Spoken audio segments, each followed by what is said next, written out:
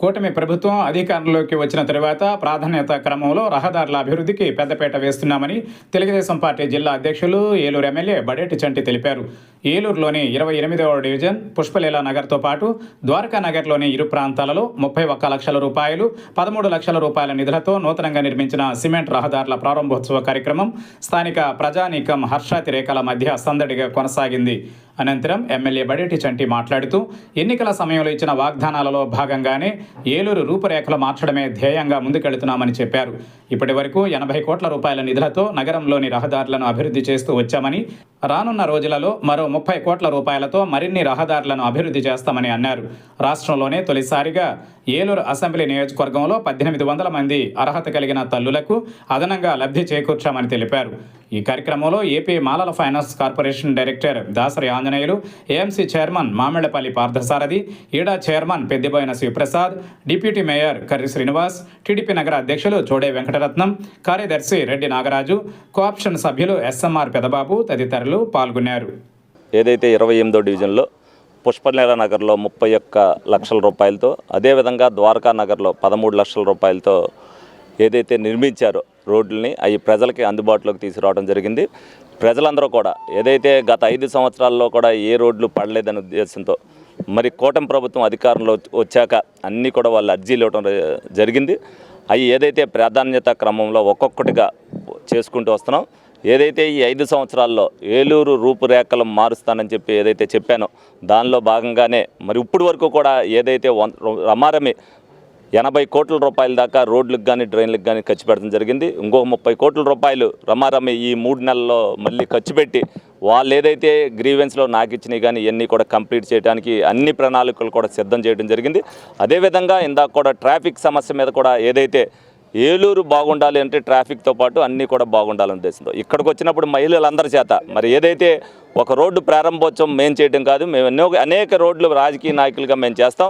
మేము చేసేదానికంటే వాళ్ళ రోడ్డు వాళ్ళు శుభ్రతగా ఉంచుకోవాలనే ఉద్దేశంతో వాళ్ళ చేతే కొబ్బరికాయలు కొట్టించి ఎక్కడికి వెళ్ళినా సరే వాళ్ళ బాధ్యతను వాళ్ళకు కూడా తెలియపరిచేటట్టుగా చేస్తున్నాం.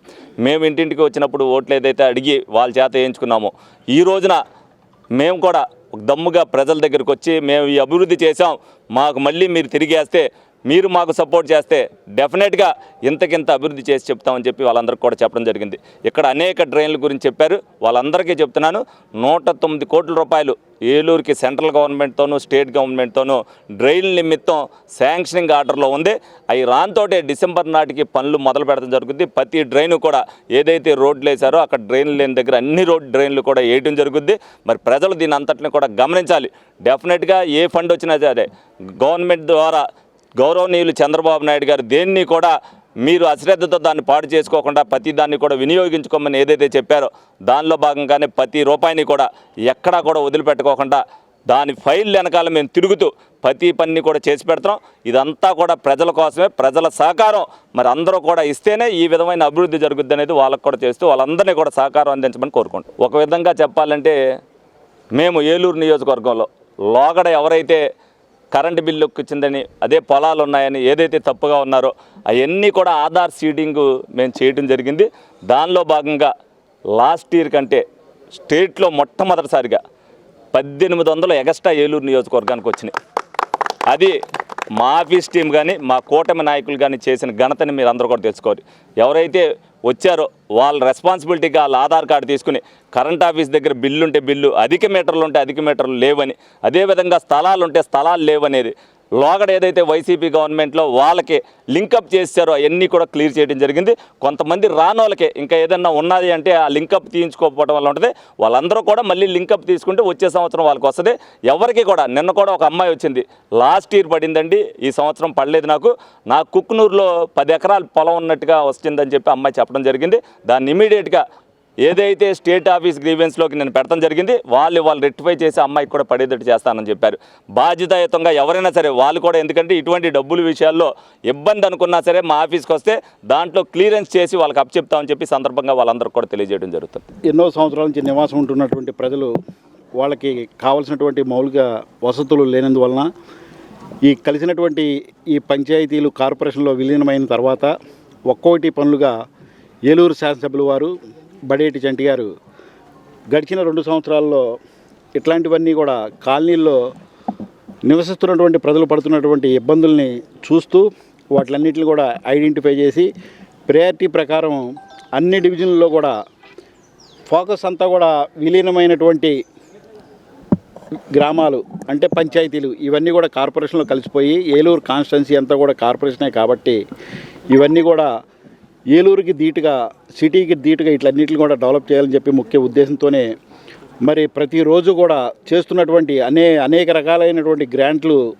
గౌరవ ముఖ్యమంత్రి గారితో మాట్లాడి తీసుకొచ్చినటువంటి గ్రాంట్లతో ప్రయారిటీ ప్రకారం కావాల్సినటువంటి ప్రజలకు కావాల్సినటువంటి మౌలిక వసతులు అంటే రోడ్లు కావచ్చు, డ్రైన్లు కావచ్చు, వాటర్ పైప్ లైన్లు కావచ్చు, అట్లాగే స్ట్రీట్ లైటింగ్ కావచ్చు, ఇవన్నీ కూడా ప్రజలకు కావాల్సినటువంటి మౌలిక సదుపాయాలన్నీ కూడా ప్రయారిటీ ప్రకారం మరి తీరుస్తున్నటువంటి గౌరవ శాసనసభ్యుల వారు ప్రజలందరూ కూడా ఆనందంతో వాళ్ళ ఆనందాన్ని కూడా వ్యక్తపరుస్తూ ఉన్నారు.